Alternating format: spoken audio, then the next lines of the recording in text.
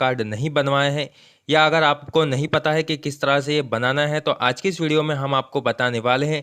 आप अपने mobile phone से ही अपने घर बैठे अपना ई श्रम कार्ड अपने और अपने परिवार वालों का किस तरह से बना सकते हैं।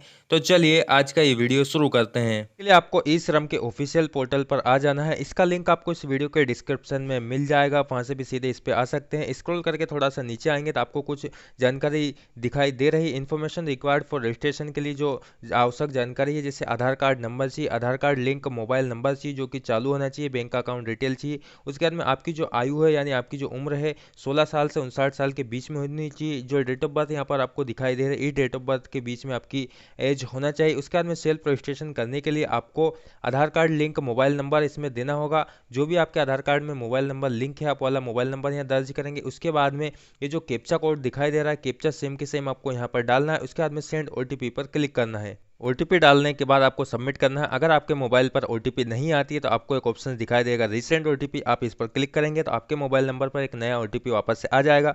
उसके बाद में यहाँ डालने के बाद आपको सबमिट पर क्लिक करना है। सबमिट करते ही आपसे आपका आधार कार्ड नंबर मांगा जाएगा। आधार कार्ड नंबर यहाँ पर डालने के बाद में ये जो आई एग्री का टिक दिखाई दे रहा है, इसे टिक करना है। उसके बाद में नीचे जो सबमिट का ऑप्शन है उस पर सबमिट पर क्लिक कर देना है। सबमिट पर क्लिक करते ही आपके आधार कार्ड में जो मोबाइल नंबर लिंक है उसके आखिरी के 4 अंक आपको यहाँ पर देखने को मिलेंगे। उसी आधार कार्ड में जो मोबाइल नंबर लिंक है उसी पर आपका एक 6 अंक का ओटीपी सेंड किया गया है, आधार ओटीपी वाला ओटीपी आपको यहाँ पर डालना है। अगर ओटीपी सेंड नहीं होता है तो आपके सामने रीसेंड ओटीपी का ऑप्शन आता है, आप वापस से रीसेंड करके ओटीपी डालेंगे। उसके बाद में वैलिडेट पर क्लिक कर देना है। ओटीपी सबमिट करने के बाद में आपके सामने रजिस्ट्रेशन फॉर्म पूरा खुलकर आ जाता है। इसमें आपकी जो पर्सनल जानकारी आधार कार्ड के अनुसार है, जैसे आपका फोटो, आपका नाम, आपकी डेट ऑफ बर्थ, आपका जेंडर, आपका एड्रेस, जो भी जानकारी है वो सब इसी में से उठा लिया जाता है। उसमें ये भी लिखा हुआ है यूर आधार लिंक बैंक, जो आपका आधार कार्ड से जो बैंक अकाउंट लिंक है वो भी यहाँ पर आपको दिखाई देगा। उसके बाद में वो आधार यानी आधार कार्ड लिंक है या नहीं, एक्टिव है या नहीं है, तो वो भी आपको यहाँ पर दिखाई देगा। एक्टिव या इनएक्टिव जो भी है वो दिखाई देगा। उसके बाद में ये जो टिक मार्क दिखाई दे रहा है आई एग्री, इस पर टिक करेंगे। उसके बाद में कंटिन्यू पर क्लिक करेंगे तो अगले पेज पर खुलकर आ जाएगा। अगले पेज में आपका जो मोबाइल नंबर आपने दिया था वो वाला दिखाई देगा। अल्टरनेटिव यानी आप इमरजेंसी मोबाइल नंबर देना चाहते हैं तो वो वाला मोबाइल नंबर यहाँ दर्ज करेंगे। उसके बाद में ईमेल आईडी अगर आप देना चाहते हैं तो दे सकते हैं। आपका मेरिट स्टेटस यानी आपकी शादी हुई है नहीं है वो आप यहाँ से सिलेक्ट कर लेंगे। अगर आपकी शादी नहीं हुई है तो नेवर मैरिड करेंगे, हो चुकी है तो मैरिड करेंगे। और जो भी ऑप्शंस आपको आते हैं वो ऑप्शंस आप सिलेक्ट करेंगे। उसके बाद में आपके फादर्स का नेम यानी आपके पिताजी का नाम आपको यहाँ पर दर्ज करना है। उसके बाद में आपकी जो सोशल कैटेगरी यानी आप एसटी, एससी, ओबीसी या जनरल जिस कैटेगरी से आते हैं वो वाली कैटेगरी यहाँ सिलेक्ट करेंगे। इस कैटेगरी का अगर आपके पास सर्टिफिकेट है यानी जाति प्रमाण पत्र अगर आपके पास है, अगर आप देना चाहते हैं, अपलोड करना चाहते हैं तो 1 MB से कम साइज में आपको जेपीजी, पीडीएफ या पीएनजी जिस फाइल में आप देना चाहते हैं वो अपलोड कर सकते हैं, अदरवाइज आप छोड़ देंगे। उसके बाद में ब्लड ग्रुप अगर आपको पता है, अगर आप देना चाहते हैं तो आप दे सकते हैं, अदरवाइज उसे भी छोड़ सकते हैं। उसके बाद में डिफेंस एबल यानी अगर आपको किसी तरह की कोई बीमारी है या कुछ और अलग है तो आप यहाँ से सिलेक्ट करेंगे, अदरवाइज कुछ भी नहीं है तो आप नो पर रहने देंगे। उसके बाद में नॉमिनी डिटेल अगर आप देना चाहते हैं तो यस करेंगे और नॉमिनी की डिटेल दे देंगे, यानी आप किसको नॉमिनी बनाना चाहते हैं, उसका नाम, उसकी डेट ऑफ बर्थ, उसका जेंडर, रिलेशनशिप आपके साथ क्या है वाला यहाँ डालेंगे। उसके बाद में अगर आप नहीं देना चाहते तो नो रहने देंगे। नो रहने के बाद में सेव एंड कंटिन्यू पर क्लिक करेंगे तो अगला पेज वापस से खुलकर आ जाएगा। यहाँ से आपका होम स्टेट यानी आप किस राज्य से, आपका स्टेट क्या है वो वाला स्टेट आपको यहाँ पर सिलेक्ट कर लेना है। उसके बाद में आपका हाउस नंबर यानी आपका जो आधार कार्ड में जो वार्ड है वो ऑटोमेटिक इसमें आ जाएगा, आपकी तहसील भी आ जाएगी। उसके बाद में वापस से आपका जो स्टेट है वाला स्टेट एक बार फिर से आपको सिलेक्ट कर लेना है। उसके बाद में जो आपकी डिस्ट्रिक्ट है, जो भी आप डिस्ट्रिक्ट में रहते हैं वो वाली डिस्ट्रिक्ट यहाँ से सिलेक्ट कर लेंगे। उसके बाद में इस डिस्ट्रिक्ट में जितनी भी तहसील है वो वाली तहसील यहाँ पर खुलकर आ जाएगी। पिन कोड आधार कार्ड से ऑटोमेटिक आ जाएगा, अगर आप बदलना चाहते हैं तो बदल भी सकते हैं। उसके बाद में स्टेयरिंग इन करंट लोकेशन यानी आप इस जो आपने लोकेशन अभी ऊपर दी है इस लोकेशन पर आप कितने सालों से रह रहे हैं वाली लोकेशन दे देंगे, 1 साल 2 साल जितने भी सालों से। जैसा कि अभी हम जन्म से रह रहे हैं तो हम मोर देन 25 ईयर इस पर टिक कर देंगे। उसके बाद में माइग्रेशन वर्कर अगर आप अप्रवासी मजदूर है यानी आपने अपने राज्य छोड़कर किसी दूसरे राज्य में काम करने गए हैं तो आप यस करेंगे। उसके बाद में जो भी यहाँ जानकारी मांगी जाती है वो जानकारी आप बता देंगे, क्या काम के लिए गए थे। अगर आप नहीं हैं, अप्रवासी मजदूर नहीं है तो आप नो रहने देंगे। उसके बाद में आई एग्री पर टिक करेंगे। आई एग्री टिक करने के बाद सेव एंड कंटिन्यू पर क्लिक करेंगे। इसके बाद में अगला पेज वापस से खुलकर आ जाएगा। इसमें आपकी क्वालिफिकेशन, एजुकेशन क्वालिफिकेशन है वो आपसे मांगी जाएगी। जो भी आपकी क्वालिफिकेशन है, अगर आप पढ़े हुए नहीं है तो आप नो रहने देंगे। उसके बाद में जो भी आपकी क्वालिफिकेशन आप डालना चाहते हैं वो क्वालिफिकेशन यहाँ सिलेक्ट करेंगे। उसका कोई सर्टिफिकेट है तो वो भी अपलोड करना चाहते हैं तो आप कर सकते हैं। इसके बाद में आपकी जो मंथली इनकम है वो कितनी है वो आप यहाँ पर सिलेक्ट कर लेंगे। उसके बाद में इनकम सर्टिफिकेट आप देना चाहते हैं तो दे सकते हैं। सेव एंड कंटिन्यू पर क्लिक करेंगे। इस पर क्लिक करते ही अगला पेज वापस से खुल जाएगा। इसमें प्राइमरी ऑक्यूपेशन यानी आपका व्यवसाय यानी आप क्या काम करते हैं वो वाली जानकारी आपको यहाँ देनी होगी।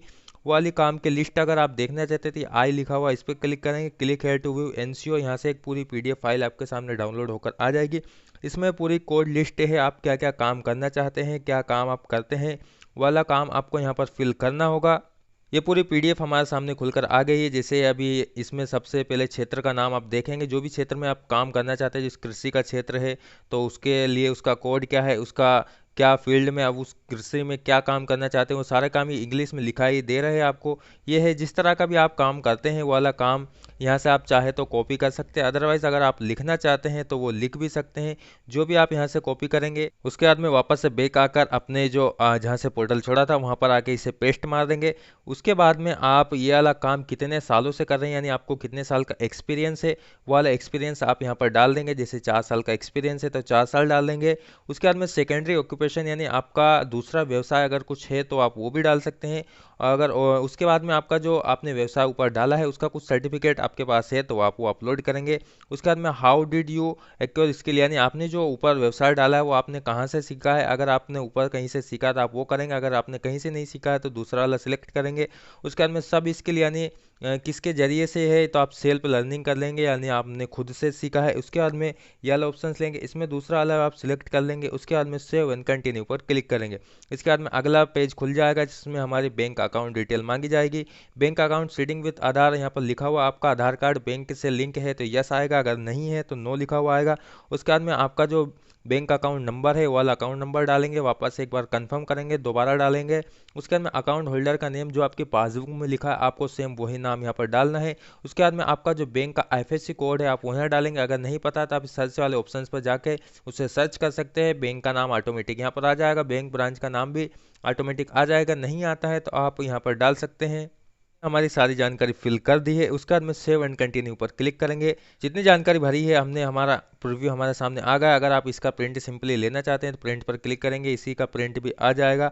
उसके बाद में आप अगर इसे चेक करना चाहते हैं पूरा चेक कर लीजिए। अगर आपको कुछ मिस्टेक लग रही है तो आप इसे अभी सुधार भी सकते हैं। उसके बाद में बैक करेंगे, जिस पे भी अगर आप सुधार करना चाहते हैं ये जो ऑप्शन दिखाई दे रहा है उस पर आप क्लिक करेंगे, सीधे वहाँ पर सुधार के लिए चल जाएंगे। अगर आपको लग रहा है हमारी जानकारी सही है तो उसके बाद में ये जो टिक है इस पर आपको क्लिक करना है। उसके बाद में सबमिट पर क्लिक कर देना है। सबमिट पर क्लिक करने के बाद आपके मोबाइल नंबर जो आपने शुरुआत में दिया था उसी पर एक OTP सेंड किया गया है, उस OTP को आपको यहाँ डालना है। उसके बाद में जो साइड में वेरीफाई का बटन है उस पर आपको क्लिक कर देना है।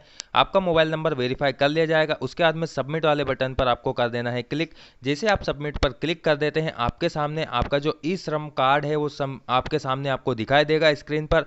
आपको ई श्रम कार्ड को आपके सामने जो ऊपर एक और ऑप्शन दिखाई दे रहा है इसे डाउनलोड कर लेना। अगर आप PDF में सेव करना चाहते हैं सिंपली इसे PDF में सेव कर लेंगे और किसी भी ऑनलाइन शॉप पर जाकर इसका प्रिंट आप निकलवा सकते हैं। इस तरह से आप बहुत ही आसानी से अपने मोबाइल फ़ोन से घर बैठे अपना खुद का और अपने घर वालों का या अपने आसपास अपने आस पड़ोस का जितने भी श्रम यानी जो श्रमिक हैं मजदूर हैं उनका ई श्रम कार्ड बना सकते हैं बिना किसी शुल्क के। बहुत ही आसानी से आप अपना इस तरह का ई श्रम कार्ड बना सकते हैं। यह वाला वीडियो आपको कैसा लगा? अगर आपको इस वीडियो से थोड़ी सी मदद मिलती हो, अगर आपका ई श्रम कार्ड बन गया हो, अगर इस बीच आपको कोई प्रॉब्लम हो रही है तो आप हमें कमेंट करके पूछ सकते हैं। यह वाला वीडियो अगर आपको पसंद आया हो तो वीडियो को कीजिए एक लाइक। इसी तरह के वीडियो देखने के लिए जुड़े रहिए हमारे साथ, चैनल को कीजिए सब्सक्राइब। धन्यवाद।